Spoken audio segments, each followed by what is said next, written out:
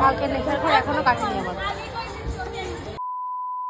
কি কিছু বুঝলে না তাই? চলো ভিডিওটা প্রথম থেকে দেখ, তাহলে অবশ্যই বুঝতে পারবে। সেই দিনে হঠাৎই সন্ধ্যাবেলায় আমি আর তোমাদের দাদা ভাই রওনা হয়েছি আমার বাড়িতে যাওয়ার জন্য। তবে ননদিনীদের কাছে ফোন করে বললো আসতে হবে না, আমরা একটা জায়গাতে বেরোচ্ছি, তোমরাও আমাদের সাথে চলো। কিন্তু একটা জায়গাটা কোথায় সেটা হয়তো জানতাম না যে এখানে আসতে হবে। আমরা সবাই মিলে বেরিয়েছিলাম মোমো খেতে, কিন্তু মোমোর দোকানে গিয়ে শুনি মোমো নাকি সব শেষ হয়ে গেছে। তাই খুঁজতে খুঁজতে আমরা পুরো সোজা চলে আসি বীরনগর থেকে তাহিরপুর পর্যন্ত। দেখো এক কথায় বলতেই পারি আজকে আমাদের কপালে মোমো ছিল। তাই সবশেষে ডিসিশন ফিক্সড হলো এখন আমরা সবাই খাবো চিকেন চাউমিন। ওদিকে অর্ডারটা কিন্তু বেশ কিছুক্ষণ আগেই দিয়ে দিয়েছে, তবুও কিছুতেই আমাদের খাবারটা দিয়েই যাচ্ছিল না। সেই কারণে আমরা বসে বসে বেশ বোর হচ্ছিলাম। যাই হোক, সবাই মিলে এক জায়গাতে থাকলে কত রকমের কত কিছু গল্প করি তার তো কোনো ঠিক ঠিকানা নেই। আজকে আমাদের খাওয়াতে নিয়ে আসবে বলে এসে বলছে কার কথা বলছে হিসাব কর।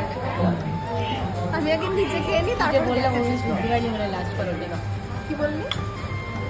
খেতে নিয়ে এসে বলছে কার কথা হচ্ছে হিসাব কর, মানে কার কথা দিতে হবে। ঠিক খাওয়াবো খাওয়াবো, খাওয়াবে বলেছে একদিন খাওয়াবো চাউমিন। তুই খাচ্ছিস? এই তুই খাচ্ছিস? না তুই খাচ্ছিস বলে ডাইরেক্ট না, ডাইরেক্ট না বলে দিয়েছে। নিয়ে এসে অপমানে আমরাও খাবো, পরে ভিডিও করছে। খাই নিয়ে গেলে শেষ হয়ে যাবে।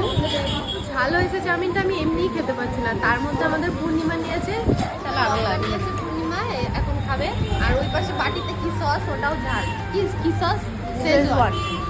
ওই দেখো আমাদের রাজু ভাই, ও ভয়টা যেটা বলেছে একটু ঝাল ঝাল, ও ঝাল খেতে পছন্দ করে। একটু ঝাল ঝাল খেলে না একটু ঝাল খায়। ঝাল খেতে পারে না না। তো চলো খেয়ে নিই।